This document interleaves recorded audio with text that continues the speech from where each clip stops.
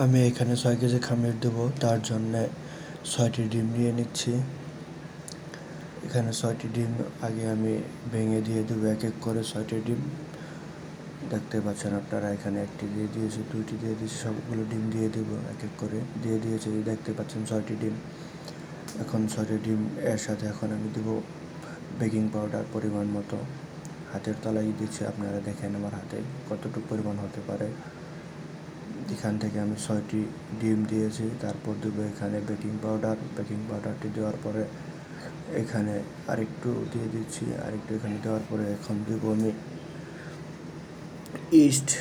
ইস্টটা দিয়ে দেবো আমি এখন এখানে পরিমাণ মতো।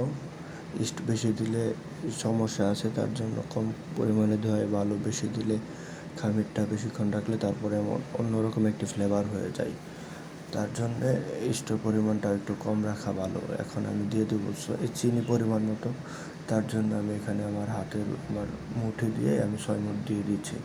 এখানে বলে রাখা ভালো, আমি 6 কেজি খামির দেবো, তার জন্য এখানে আমি 6টি ডিম দিয়েছি, তারপরে দিয়েছি আমি বেকিং পাউডার, তারপর দিয়েছি ইস্ট, এখন দিচ্ছি আমি চিনি দিয়েছি, তারপরে এখন দিচ্ছি আমি লবণ। এখন এগুলোকে ভালোভাবে নেড়ে মিলিয়ে নেওয়া লাগবে। এগুলোকে ভালোভাবে নেড়ে না মিলিয়ে নিলে সমস্যা হবে, তার জন্য খামিরটা ভালো হবে না। তার জন্য এখানে ভালোভাবে নেড়ে মিলিয়ে নেওয়া প্রয়োজন। আর এখানে যে দেখতে পাচ্ছেন একটা পানির মগ নিয়ে নিয়েছি, এটাতে আমি 900 গ্রাম পানি রেখেছি। 900 গ্রাম করে আপনারা দেখাই দিয়েছে আমি আগেই। এখন ভালোভাবে নেড়ে মিলিয়ে নিচ্ছি। এখানে এটাকে যত ভালোভাবে মিলিয়ে নেবেন ততই আপনাদের জন্য ভালো হবে, নানের খামিরটা তত ভালো হবে। এখানে মিলিয়ে ভালোভাবে না নিতে পারলে চিনিগুলো দানা থাকলে, লবণগুলো দানা থাকলে বা ইস্টগুলো দানা থাকা যাবে না। দেখতে পাচ্ছেন একদম সবগুলো হয়ে গিয়েছে। এখন আমি দিয়ে দিচ্ছি দুধ পরিমাণ মতো। পরিমাণ মতো বলতে দুধ দিতে হবে এখানে আপনার 6 কেজি খামির দিচ্ছি, তার জন্য 200 গ্রামের মতন দুধ দিয়ে দেবো। এখানে 200 গ্রাম মতন দুধ দিলে খামিরটা দুধেরও একটা কিন্তু টেস্ট আছে আলাদা। গুঁড়া দুধ দিয়ে দিয়েছি, তার জন্য অবশ্যই গুঁড়া দুধটাই আপনারা ইউজ করবেন। যদি গুঁড়া দুধটা ইউজ করেন তাহলে অনেকটা ভালো হয়। এখন এই যে আবার ভালোভাবে মিলিয়ে নিয়ে এলাম। ভালোভাবে মিলিয়ে নেওয়ার পরে যে এখন পানি দিয়ে দিচ্ছি 900 গ্রাম আগে, আরও এখানে মোট পানি দেবো 3450 গ্রাম।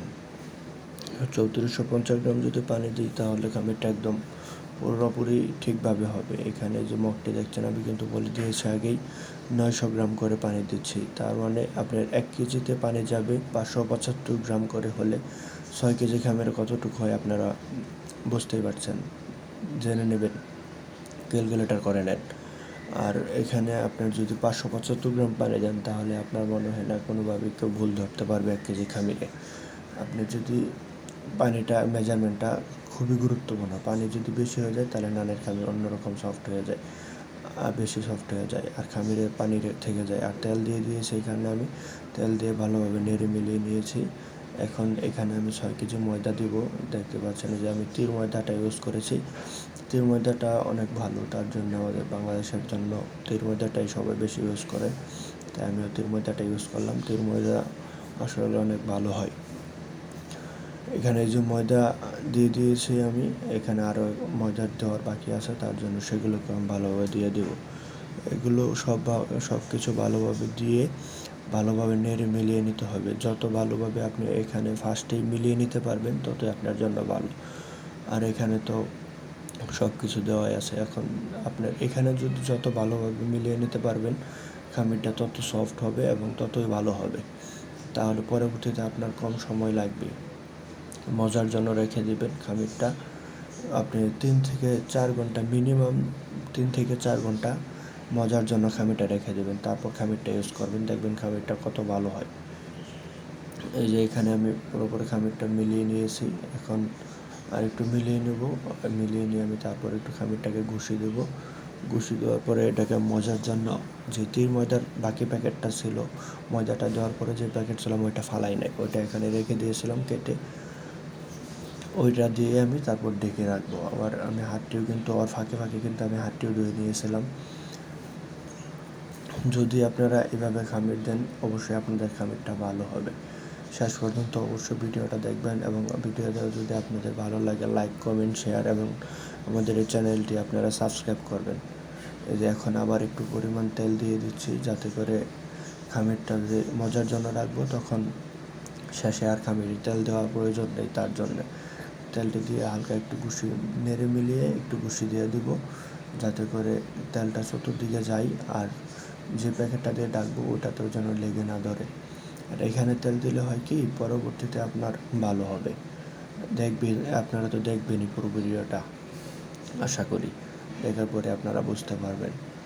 এখন এখানে এটাকে ঘুষে দেওয়ার পরে একটু পরে যে এখন প্যাকেটগুলো দিয়ে দেবো, প্যাকেটগুলো দিয়ে ঢেকে দেবো। পুরোপুরি ভালোভাবে কভার করতে হবে, যাতে করে এর ভিতরে কোনো হাওয়া না ঢুকে। হাওয়া ঢুকলে কিন্তু খামিরটা যেখান দিয়ে হাওয়া ঢুকবে ওইখান দিয়ে শক্ত হয়ে যাবে। তার জন্য প্যাকেট দিয়ে ভালোভাবে কভার করতে হবে।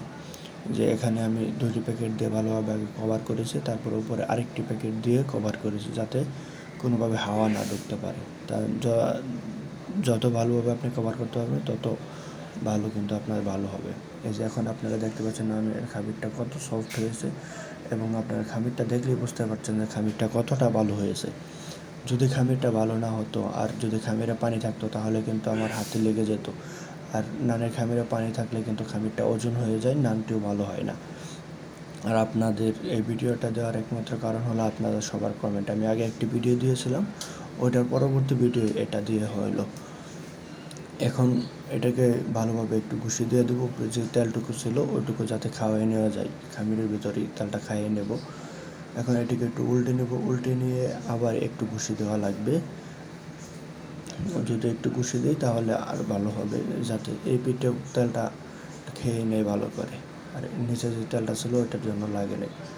আর খামিরটা দেখলেই কিন্তু আসলে অনেক ভালো হয়েছে। অবশ্যই আমাদের এই চ্যানেলটি সাবস্ক্রাইব করতে ভুলবেন না।